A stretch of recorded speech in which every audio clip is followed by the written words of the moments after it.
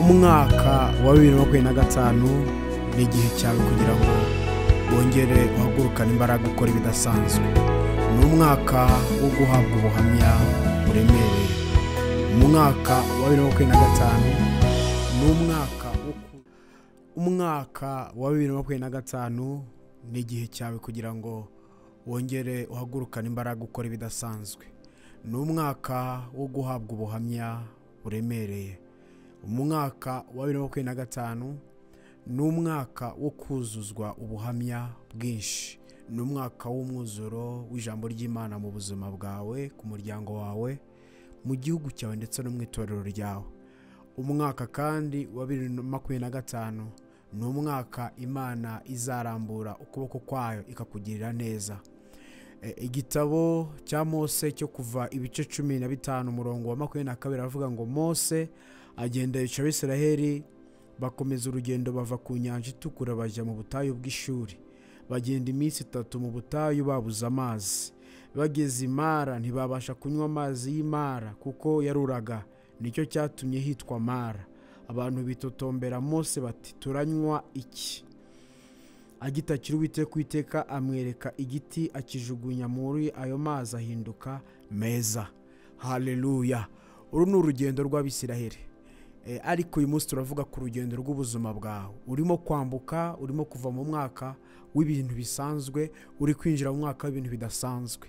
Kandi iyo umuntu agiye mu bintu bidasanzwe bisaba ngo nawe abanze ahinduke udasanzwe. Niyo mpamvu Imana igihe cyose ihamagara umuntu ari umuntu usanzwe ariko ikabanza kumurema no kumutegura kugira ngo uwo muntu izamukoreshe nk'umuntu udasanzwe. Hari kimwe mu bintu twakibaza mbere yuko Abisiraheli bambuka bajya i Kanani. Bari barabanje gutuma abatasi ba Kalebu na Yeshuwa 12 bava mu muryango 12 ya Isiraheli. Barabwira mugire mudutatira igihugu murebe muzane no ku mbuto zacyo. Bazana imbuto 10 batanga ubuhamya buvuga ngo twibonye nk'inzige. Iby'Imana yababwiye biragoye ntago bizashoboka. Ariko tubona abagabo babiri buzuye umwuka w'ubushizi bw'amanga. Impamvu navuze ngo igihe cy'Imana kigeze, Imana kugira ngo ikore n'umuntu bidasanzwe bisaba ngo umuntu abadasanzwe. Nukubera yuko iyo umuntu ageze mu gihe cyo gukora kw'Imana ntagire ibitekerezo bidasanzwe, amera nk'abandi bantu bose. Babonye ibintu bisa ariko bagiraho ibitekerezo bidasa. Kuko bamwe bavuze ko bazabarya nk'abarya ubugari, abandi baravuga ngo kubiteka mu ruhande rwacu. Twebwe nta kintu bazadushobora, nta kibakingira. Ijambo ry'Imana iyo rikivuga ku buzima bwacu ari igihe turyumva nk'ijambo ry'abantu. Umuhanuzi yahanuye, narose, neretswe, ariko ijambo ry'Imana riza mu buzima.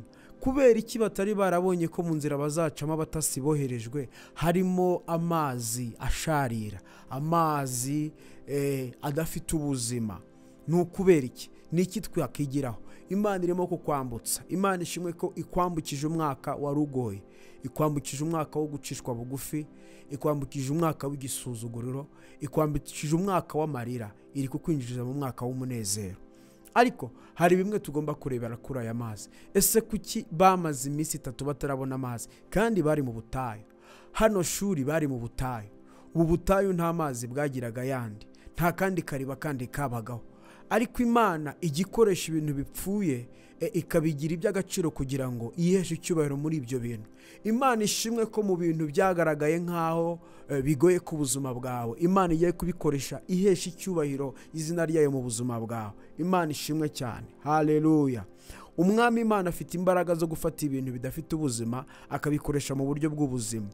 Abahanga b'ubushakashatsi mu bijyanye na siyanse baravuze ngo impamvu aya mazi ashobora kuba yarapfuye, hari ibyo bitaga sulfate byari birimo byinshi, hari ibyo bitaga calcium na magnesium. Rero ngo byari ku rugero rwo hejuru cyane, kandi iyo bibaye byinshi mu mazi kuko amazi ararura, amazi aba mabi, amazi yagombaga gutanga ubuzima arapfa kuko hazamo umunyu ukabije, hakaza nk'ibiryohera bikabije, none ayo mazi ugasanga nta buzima afite.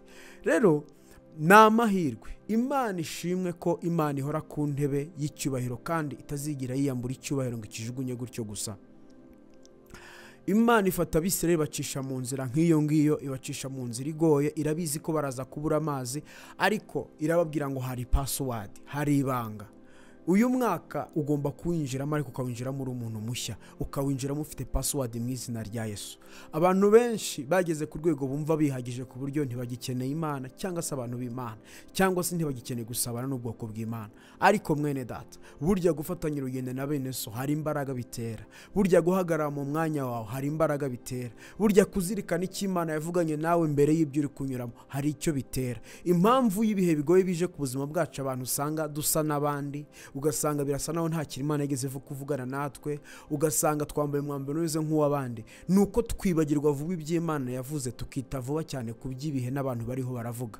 Birashoboka ko muri iki gihe ubuzima bwawe waba uri kuvugwaho inkuru mbi, waba urimo kuvugwaho inkuru z'uburwayi, uri kuvugwaho inkuru z'ubukene, uri kuvugwaho inkuru zo gukenyuka, uri kuvugwaho inkuru z'ubugumba. Ariko ayo makuru we kwemezanya nayo mu izina rya Yesu, we kwemezanya nayo makuru, kuko Imana irema iminsi ikaguhiremera n'iminsi yo kubaho, ibizi uburyo izaguhindurira ubuzima. Haleluya. Ngo abantu bitotombera Mose bati turanywa iki, bibajije ikintu bari buze kunywa ahangaha. Ngo ariko Mose atakira Uwiteka amwereka igiti. Icyampa ngo Uwiteka Imana kwereka ikintu muri uyu mwaka wa 2025. Haleluya. Uwiteka Imana kwereke ahantu uri bukomange 2025. Uwiteka Imana kwereka ishusho y'umugisha wawe. Imana iguhuze n'abantu bakubera ikiraro kikwambutsa kikujyana mu isezerano. Kuko naje gusanga Satani yakorakoresha abantu, ni Imana ikoresha abantu. Imana nishyira abantu mu buzima bwawe baza kugufasha kuzuza icyo Imana yaguhamagariye mu izina rya Yesu. Imana nitegure mu nzira yawe abantu bashobora kureba ikintu Imana yagushyizemo, acyo bakagiha agaciro kurusha ikintu isi yaba yarashyize ku buzima bwawe. Kuko isi dushyiraho ariko Imana dushyiramo. Iby'Imana bitura muri twe ariko iby'isi bitura kuri twe. Niyo mpamvu bikurwaho bigahinduka ubusa. Rero uyu mugabo ngo arangije atakira Uwiteka Imana, ngo Uwiteka Imana amwereka igiti, ngo akijugunya muri ayo mazi ahinduka amazima. Icyo giti cyari gisobanuye iki? Icyo giti cyari gisobanuye ubuzima, cyari gisobanuye Kristo. Byari bisobanuye ngo ubuzima Yesu azinjiramo nibuba bwarashaririye, nibuba bunuka, nibuba burura, nibuba nta munezero burimo, nibuba nta mahoro burimo, nibuba bwarinjiwemo n'indwara, nibuba bwarinjiwemo n'agahinda, Yesu ninjira muri ubwo buzima. Kuko Yesu ni igiti cy'ubugingo, niyinjira muri ubwo buzima, ubwo buzima buzabaho, ubwo buzima buzaryohera, ubwo buzima buzagira umunezero. Ubuzima Yesu yinjiyemo rero ntajya asohokamo gutyo gusa. Ikindi y'umwemere ntajya akunda gusohoka, akunda kugumana natwe, agasabana natwe, akagendana natwe. Uyu mwaka 2025 ari harakomanga Yesu, ari harakomanga ku mutima wawe, ari harakomanga ku bumenyi ufite, ari harakomanga atirengagije ibikomere biri mu mutima wawe, atirengagije intambaro ugize ngiye unyuramo, ariko aragira ngo aguhindurire ibyo bintu utunze bikera. Abantu baraza bakagenda utazi ukuntu bagiye, ugera ahantu wagera no kugira ngo haze umugisha hakaza ibibazo, ugera muri groupe y'abantu bayegeremo kugira ngo haze umunezero hakaza intambara, ugera mu kazaho kugira ngo uhirwe uzamuka ukabona uramanuwe. Ibintu bikera mu buzima bwawe Yesu aragira ngo 2025 akwereke password, akwereke uburyo urubuze gufungura winjire mu mugisha wawe, akwereke uburyo urubuze kugubwa neza. Nkunda ijambo ry'Imana. Imana ishimwe riravuga ngo hamwe n'ibitugerageza izaducira kanzu. Imana yije kudutabara, idutabara n'ibiturwanya bihari, idutabara n'ibituremereye bihari, idutabara n'inkuru zo kwa muganga yaguhaye zihari. Ariko ibigira ngo ibyo nabyo bimenye ko ari Imana ihindura ibyanze guhinduka, bimenye ko ari Imana ikora ibidasanzwe. Sinitaye ku kintu kishe ubuzima bwawe rero, sinitaye ku kintu cyangije reputation yawe, sinitaye ku kintu cyagusuzuguje mu muryango wenda agasanga urasa naho utarimo, sinitaye ku bintu byakudindije kugera kuri rugo cyangwa se muri ira business Imana yakubwiye. Nitaye ku ijambo ry'Imana. Imana ikubwiye ngo egera Imana, egera Imana mu buryo bwose kugira ngo iguhe password. Kuko uyu mwaka n'umwaka w'ubutabazi bw'Imana, ni umwaka Imana izakorera mu bwiza bwayo, ni umwaka Imana izakora mu cyubahiro cyayo, ni umwaka Imana izagaragaza urukundo rwayo mu buryo budasanzwe, ni umwaka Imana izarengera intore zayo, ni umwaka Imana izavugira ubwoko bwayo. Hari ijambo nifuza gusorezaho riri muri Yesaya. Munyemerere dusome Yesaya igice cya 60. hari ijambo umuhanuzi w'Imana yavuzeho, ariko uyu munsi Uwiteka Imana yari arivugana namwe. Haleluya, haleluya. Yesaya 61 aravuga ngo byuka urabagirane kuko umucyo wawe uje, kandi ubwiza bw'Uwiteka bukaba bukurasiye, bukaba bukumurasiye. Imana ishimwe. Byuka, byuka, haguruka. Yego, aho uri nushaka gukora igikorwa cy'ubuhanuzi uvuge ngo ndahagurutse. Niba unkurikiye wicaye aho uvuga uti ndahagurutse, niba unkurikiye uhagaze ahantu rutera intambwe uvuga uti ndahagurutse, mvuye mu mwaka upfuye, mvuye ahantu mu butayu budafite ubuzima. Bari mu butayu bahura n'aya mazi ishuri, ngo aho hantu bahise Mara, kuko ibyaho byarakeraga, ibyaho nta buzima bwari buhari. Ariko biravuga ngo nimunyizera imigezi y'amazi y'ubugingo izatemba iva muri mwebwe. Birashoboka ko abantu bahuye nawe bagasanga uri mu butayu, ukavuga nk'umuntu uri mu butayu, ugasenga nk'umuntu uri mu butayu, ukarya nk'umuntu uri mu butayu, ukambara nk'umuntu uri mu butayu, ugakora Imana nk'umuntu uri mu butayu. Ariko Imana igusohoye mu butayu mu izina rya Yesu Kristo. Kandi ibyo bintu birura, ibyo bintu bikera, ibyo bintu bisharira, Imana igiye kubikoresha ireme ishimwe ku buzima bwawe. Nkunda ikintu Yosefu yasubije abavandimwe, aravuga ngo mwashatse kungirira nabi, ngariko Imana akoresheje ibyo ngibyo kugira ngo nzabagire neza mu gihe nk'iki. Hari abantu ugiye kubera igisubizo mu izina rya Yesu Kristo, babyemera batabyemera, bemera Imana batayemera. Iyo Imana yavuze ngo nzayimana ntigivaho, nzayimana ikumaho. Kereka abantu bayoba bakava mu isezerano nta mpamvu. Biravuga ngo bakorwa n'isoni. Isoni zirabakora, niyo baba ari bakuru b'Imana, niyo baba ari bishywa b'Imana, niyo bari basengeneza b'Imana, niyo Imana yaba ari onkre wabo, niyo Imana yaba ari tante wabo. Umuntu uva mu isezerano ry'Imana akishinga abanyamahanga akorwa n'isoni ku mugaragaro. Bishaka utagaragara uwo mwanya, ariko amaherezo bigaragara kuri we, kandi bikomeza na generasiyo ziwe. Ndakubwira mwene data, winjira muri uyu mwaka ikomeze ku Mana, ikomeze ku mvugo y'Imana. Imana ntibeshya. Haleluya. Imana ntinegurizwa izuru, icyo yavuze iragikora. Ngo atakira Uwiteka, aravuga ngo Uwiteka amwereka igiti akijugunya muri ayo mazi. Imana ikwereka ukuntu uza gusohoka muri ibyo bintu. Imana ikwereka uburyo urubuze kwinjira mu buhamya. Biravuga mu Baroma ngo abo yahamagaye yarabatoranyije, irabarwanira, irabatsindishirize baho ubwiza. Akira ubwiza buva ku Uwiteka Imana mu izina rya Yesu Kristo. Akira urufunguzo rukwinjiza mu masezerano yawe. Yego, ndabivuga ukaba wakumva ari nk'ubusazi, ukavuga uti wenda pastor ni amagambo yanyu, ariko aya si amagambo yanjye, aya ni amagambo y'Imana. Imana iri kuvuga n'umutima wawe ngo rekeraho kwiganyira, rekeraho kuvuga ngo ryari. Menya ko igihe cyawe kigeze. Byukura bagirane mu izina rya Yesu. Umucyo wawe uramuritse, kandi amahanga aragomba gukana umucyo wawe. La mosata kilebo. Imana zende koribadesa iragutegekeye ngo amahanga aragomba kugana umucyo wawe mu izina rya Yesu Kristo. Abakomeye, abamikaza, abatware baragomba kugana umucyo wawe. Ndabikunda. Yesu avuka, Imana yakoranye n'abantu baciye bugufiya, abantu baragira amatungo bari aho ngaho, ngariko baza iby'agaciro avuga ngo turashaka kugenda. Nginyenyeri irabayobora ibagezaho umwana yari yavukiye mu kavure. Kankubwira amakuru, hari inyenyeri igiye kuyobora muri iyi nzira y'ubuhamya bwawe. Hari inyenyeri igiye kuyobora umuntu Imana yagennye ko muzahura ubuzima bwawe bugahinduka. Hari inyenyeri igiye guhuza isezerano ryawe n'imbaraga z'igitangaza rikavuka. Hari inyenyeri igiye gutuma iyo nda yawe biba imvutse ikavuka mu izina rya Yesu Kristo. Kandi Herode ntazabasha guhotora ikivutse mu buzima bwawe. Herode ntazakibangamira ngo yararakaye, aravuga ngo ubwo ntaza aho umukiza yavukiye, ubwo ntaza aho umwami yavukiye, reka nice abahungu bose bagize imyaka 2. Barasheri bararira, ariko inyuma y'amarira hari ibyishimo by'ubuzima bw'amahanga yose. Hari inyenyeri igiye kukuyobora ikugize mu isezerano ry'Imana.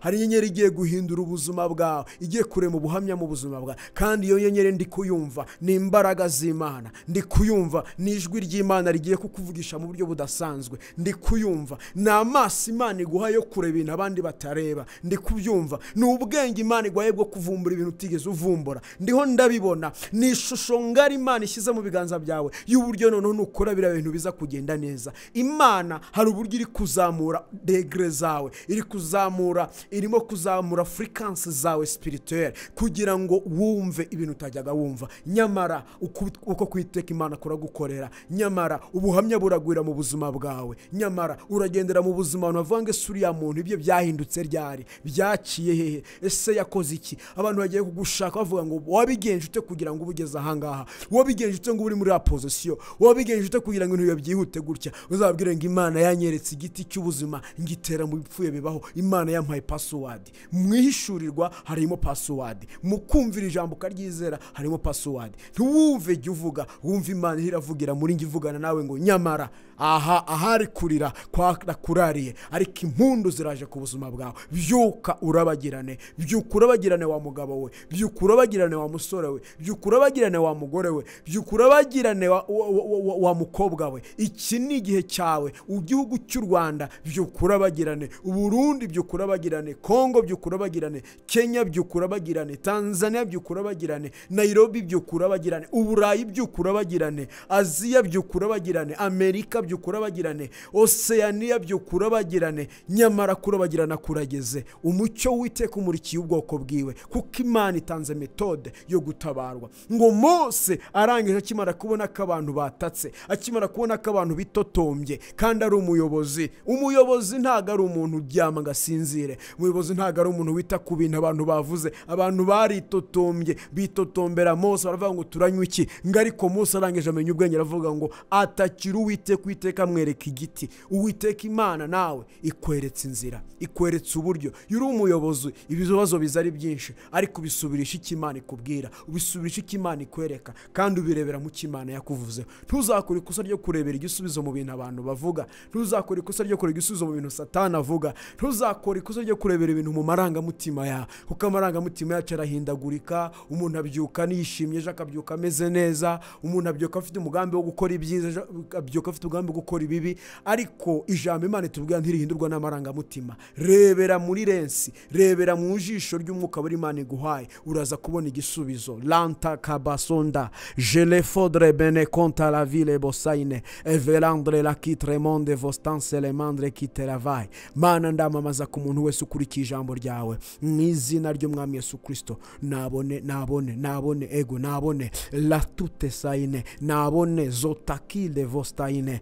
Ndakubona wowe ukurikije ijambo ry'Imana, hari impinduka mu buzima bwawe. Lonta la basataya lo blakataka le bonde kesekerebo. Ndakubona wowe ukurikije ijambo ry'Imana, monstance la vrek warubirambiwe, Imana nayo irabihaze. Lotaka yarabosaya mashete kele bonde kotaya repotaine. Wowe ukurikiranyira ijambo, warugize igihe urwaye uremerewe n'indwara, Uwiteka aravuze ngo arabirangije. Montara badesa kataya lebodo sasikete le bonde zokite le mando elezantre la le mondre kutre ravesa inedaine. Ijambo ry'Imana rije ku buzima bwawe, rije kuzura, rije kurema, rije gutegeka, rije gushyira itegeko ry'ijuru, itegeko ry'umwuka, rije kuvuga ku buzima bwawe ngo ibyo bintu bikera, ibyo bintu birura, ubwo buzima busharira, ubwo buzima bw'amarira, ubwo buzima bw'ubupfubyi, ubwo buzima bw'ubusingo, ubwo buzima bw'ubupfakazi, ubwo buzima bw'ubushomeri, ubwo buzima bwo kwangwa, bwo gutabwa, Umwami abuguteruyemo. Ndabona Imana iguterura mu buzima budafite igisobanuro, igutereka mu buzima bw'ishimwe. Umwaka wa 2025 ni umwaka w'Imana, ntago ari uw'abadayimoni, si uwa Satani, si uw'abarozi, si uw'abapfumu.